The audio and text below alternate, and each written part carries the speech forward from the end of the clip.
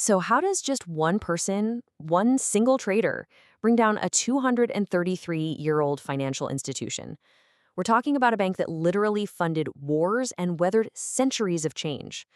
Well, today, we're digging into the insane story of Nick Leeson.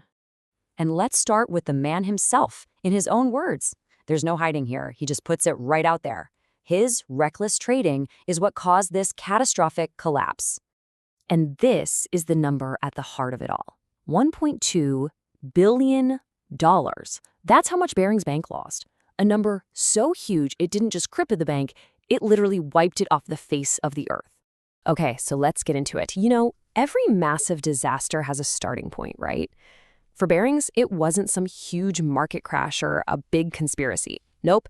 It all started with one pretty small error and then one truly terrible decision. In the pure chaos of a trading floor, these error accounts are totally normal. They're kind of like a temporary bucket for fixing the inevitable daily slip-ups. But Leeson, he created something else entirely. The now infamous 8888 account. He actually picked the number 8 because it's considered lucky in Chinese culture.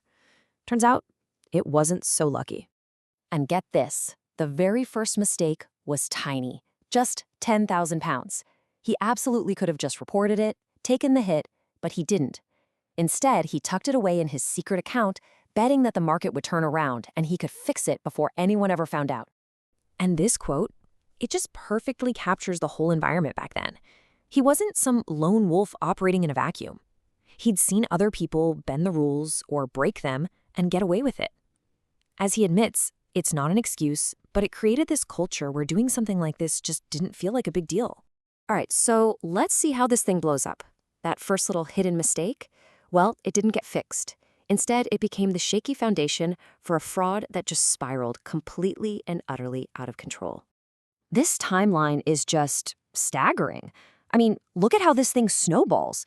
It starts at $5 million, a huge sum that somehow auditors just completely missed. Then it jumps to $20 million, which, crazily enough, he actually won back through sheer luck. But did he stop? No, he doubled down. By the end of '94, he was hiding losses around $600 million. And this is the absolute Jekyll and Hyde reality of his life.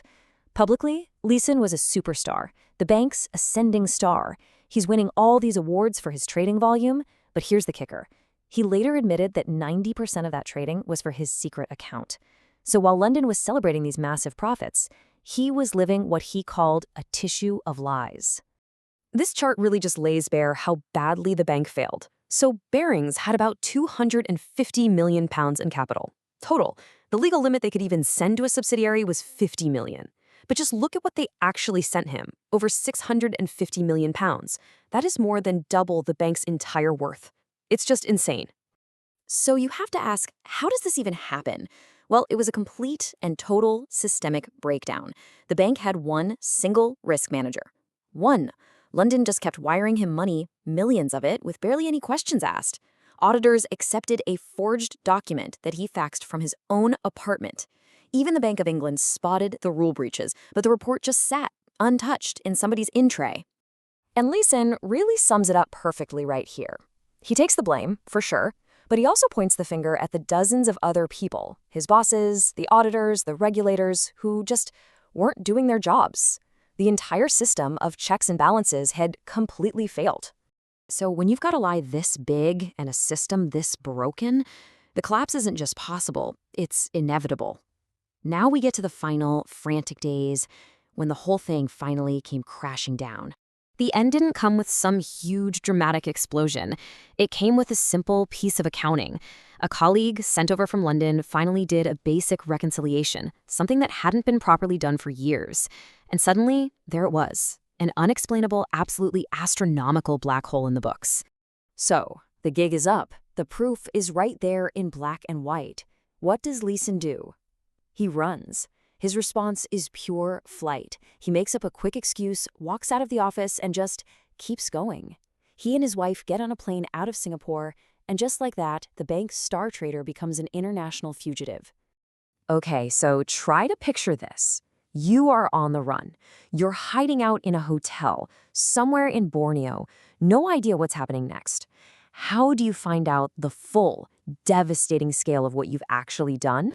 You go downstairs to the hotel newsagent, and there it is, right on the front page of the Asian Wall Street Journal.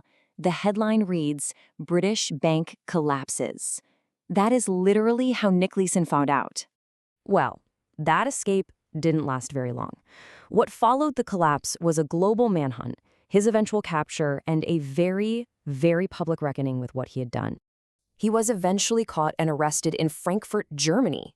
From there, it was back to Singapore, the scene of the crime, where he was put on trial and sentenced to serve time in one of the country's toughest prisons.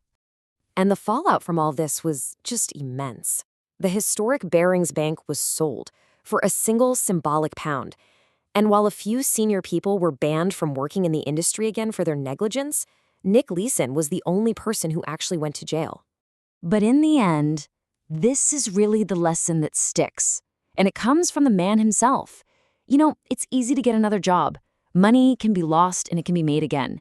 Institutions can be rebuilt. But your reputation, that's a whole different story.